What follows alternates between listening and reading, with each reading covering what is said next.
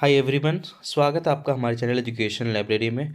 तो गाइज़ आ जाइए बात करते हैं साइंस में जो प्रीवियस क्वेश्चन पूछे जाते हैं। आइए उन पर चर्चा करते हैं कि देखते हैं कि साइंस से आखिर किस प्रकार के क्वेश्चन पूछे जाते हैं एग्जामिनेशन में। तो पहला प्रश्न है कि पत्तियों में मौजूद हरा रंग किस नाम से जाना जाता है। तो ये देखिए जाइलम, फ्लोएम, टिश्यू और क्लोरोफिल। तो ये जो पत्तियों में मौजूद हरा रंग होता है वो क्लोरोफिल के नाम से जाना जाता है। तो ये जो जाइलम है दोस्तों, ये जाइलम क्या करता है कि पत्तियों को पेड़ पौधों को जल पहुंचाने का काम करता है जाइलम। ठीक है। ये दूसरा फ्लोएम है, तो ये क्या करता है, पेड़ पौधों को खनिज लवण पहुंचाने का काम करता है जिससे पौधे जल्दी विकसित होते हैं। तो इसका जो सही उत्तर हो जाएगा वो हो जाएगा क्लोरोफिल। ठीक है। उसके बाद दूसरा प्रश्न है, वह कौन सा पौधा है जो स्पर्श से संकुचित हो जाता है। तो ये देखिए ऑप्शन है आलू का पौधा, सूर्यमुखी का पौधा, लाजवंती का पौधा, इनमें से कोई नहीं। तो आलू का पौधा तो हम लोग ऑब्जर्व करते हैं अपने डेली लाइफ में, तो ये नहीं हो सकता क्योंकि हम लोग उसको कई बार छूते हैं तो वो संकुचित नहीं हो जाता। संकुचित होने का मतलब ये हुआ कि वो मुरझा जाएगा। ठीक है। तो दूसरा है सूर्यमुखी का पौधा। सूर्यमुखी का पौधा ये ऐसा पौधा है जो प्रकाशानुकुचनी होता है। इसका कहने का अर्थ ये हुआ कि ये जो सूर्यमुखी का पौधा है वो सूर्य के प्रकाश के अनुसार अपना दिशा बदलता है। तो ये भी याद रखिएगा, ये भी पूछे जाते हैं एग्जामिनेशन में। तीसरा है लाजवंती का पौधा। तो लाजवंती का पौधा, जिसको हम लोग छुई मुई का पौधा भी बोलते हैं, यही वो पौधा है जिसको स्पर्श करने से क्या हो जाता है, ये मुरझा जाता है यानी कि संकुचित हो जाता है। तो इसका सही उत्तर हो जाएगा लाजवंती का पौधा। आइए अगला प्रश्न देखते हैं। तो अगला प्रश्न है, वायरस से कौन सा रोग होता है। तो ये जो ऑप्शन क्या दिया हुआ है, आलू का सैथिल रोग, आलू का अंगमारी रोग, आलू का मोजेक रोग और इनमें से कोई नहीं। तो आलू का जो सैथिल रोग होता है फ्रेंड्स, तो आलू का सैथिल रोग होता है बैक्टीरिया से। ठीक है, ये बैक्टीरिया से होता है। आलू का अंगमारी रोग जो होता है ये फंगी से होता है, कवक से होता है। आलू का मोजेक रोग ये होता है वायरस। तो इसका सही उत्तर हो जाएगा आलू का मोजेक रोग। आइए अगला प्रश्न देखते हैं। तो अगला प्रश्न है, नमक का रासायनिक नाम क्या है।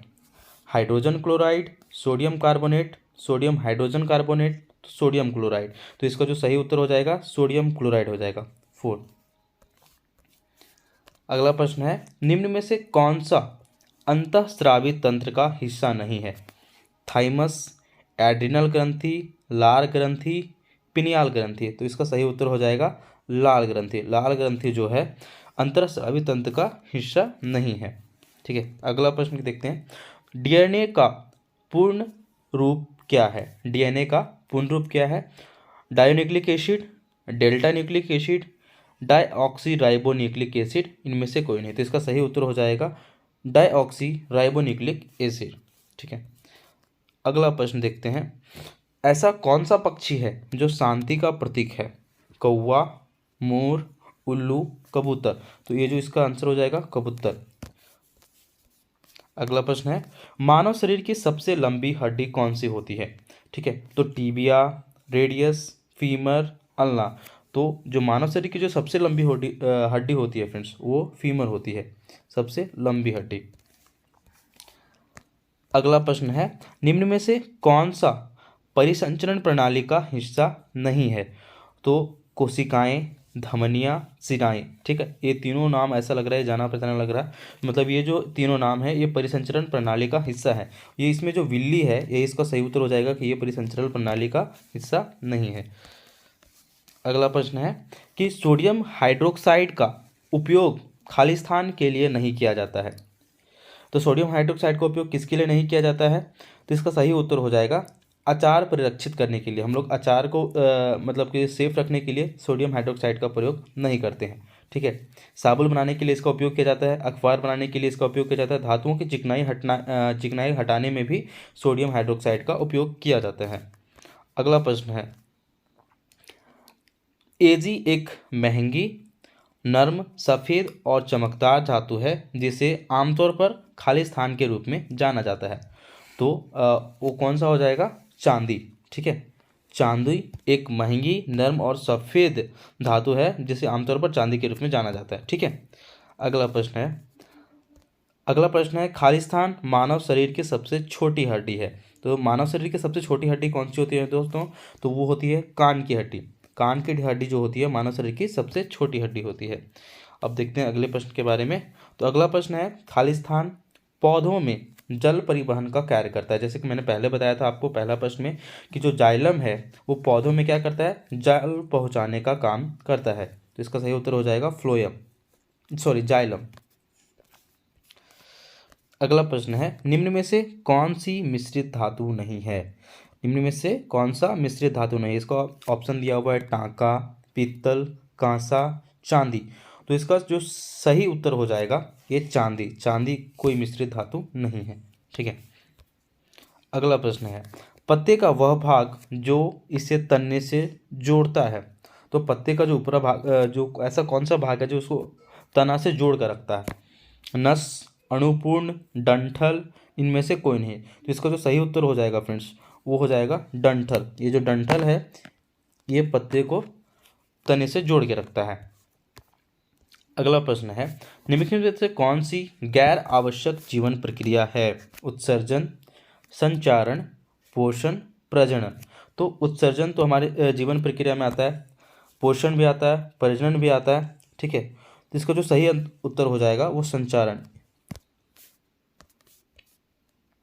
अगला प्रश्न है, गुरुत्वाकर्षण बल के बारे में निम्नलिखित में से कौन सा कथन सही नहीं है। तो पहला देखिए क्या दिया हुआ है ऑप्शन में, न्यूटन ने गुरुत्वाकर्षण बल पर अपने शोध में केपलर के सिद्धांतों पर भरोसा किया। दूसरा ऑप्शन है, यह एक दूसरे के प्रति ब्रह्मांड के प्रत्येक वस्तु के आकर्षण बल के लिए जिम्मेदार बल है। तीसरा ऑप्शन है, यह वस्तु के द्रव्यमान के व्युत्क्रमानुपाती होता है। चौथा प्रश्न है, यह वस्तु के बीच के दूरी के वर्ग के व्युत्क्रमानुपाती होता है। तो इसका सही उत्तर हो जाएगा ये पहला, न्यूटन ने गुरुत्वाकर्षण बल पर अपने शोध में केपलर के सिद्धांतों पर भरोसा किया। अगला प्रश्न है, मलेरिया और कालाजार किससे होता है। तो ऑप्शन दिया हुआ है, विषाणु से, जीवाणु से, कवक से, प्रजीवन से। तो मलेरिया जो कालाजार होता है फ्रेंड्स वो जीवाणु से होता है। अगला प्रश्न है कि स्कर्वी रोग किस विटामिन की कमी के कारण होता है। जो स्कर्वी रोग होता है वो किस विटामिन की कमी के कारण होता है। तो विटामिन सी की कमी के कारण होता है। ठीक है। पीएच स्केल का उदासीन मान कितना होता है। 7 से कम, 7 से अधिक, 14 के बराबर, 7 के बराबर। तो इसका सही उत्तर हो जाएगा 7 के बराबर। ठीक है। अगला प्रश्न देखते हैं। तो अगला प्रश्न है, उच्चतम गुणवत्ता वाला कठोर कोयला निम्न में से कौन सा है। उच्चतम गुणवत्ता वाला जो कठोर कोयला होता है तो इनमें से कौन सा है। लिग्नाइट, पीट, बिटुमिनस और एंथ्रेसाइट। तो सबसे उच्चतम गुणवत्ता वाला हाई क्वालिटी वाला जो कठोर कोयला होता है फ्रेंड्स वो एंथ्रेसाइट कोयला होता है। अगला प्रश्न है, निम्न में से कौन सा ग्रीन हाउस गैस नहीं है।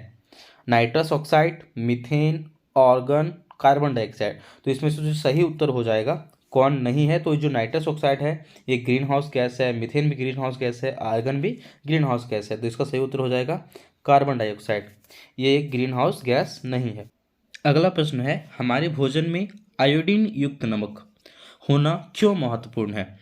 तो ऑप्शन देखिए क्या क्या दिया हुआ है। यह हड्डियों के निर्माण में मदद करता है, यह दृष्टि में सुधार करता है, थायराइड ग्रंथि के सुचारू संचालन में मदद करता है, ऊंचाई हासिल करने में मदद करता है। तो इसका जो सही उत्तर हो जाएगा फ्रेंड्स वो हो जाएगा तीसरा नंबर, थायराइड ग्रंथि के सुचारू संचालन में मदद करता है।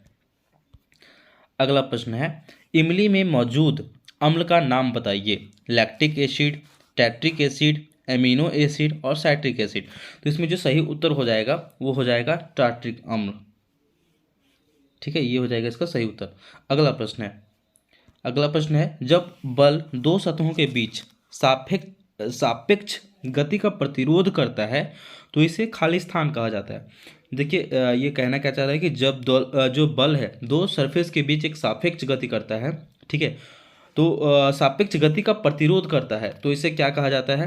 प्रतिरोध कहा जाता है, प्रेरण कहा जाता है, संवहन कहा जाता है या फिर घर्षण कहा जाता है।